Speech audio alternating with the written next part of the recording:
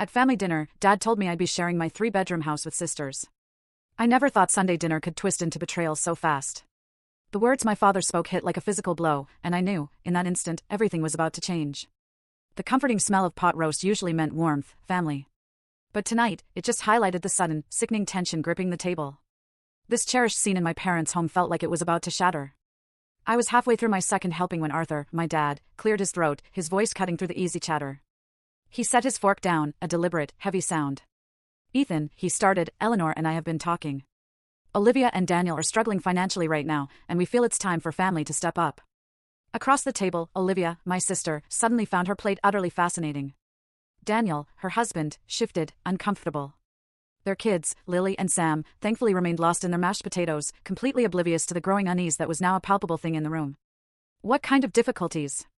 I asked, trying to keep my voice steady, neutral. Eleanor, my mom, didn't even wait for Arthur. "Mortgage payments, sweetheart. You know how crazy expensive everything is these days." It was a line I'd heard before. "That's rough," I replied, and I meant it. "Have you tried refinancing? Or talked to the bank about options?" Arthur just waved his hand, a dismissive gesture. "We've got a better plan. You have that 3-bedroom house, all to yourself. Plenty of room for Olivia's family to move in, just temporarily, until they get back on their feet." The pot roast, which moments ago was delicious, suddenly felt like a stone in my throat. "I'm sorry, what?" Eleanor chirped, bright and oblivious, like she was suggesting a casual trip to the movies. "It makes perfect sense. You have 2 spare bedrooms just sitting empty. Lily and Sam could share one, and Olivia and Daniel would take the other. Just for a few months, you know, while they sort things out." My fork clattered softly onto my plate.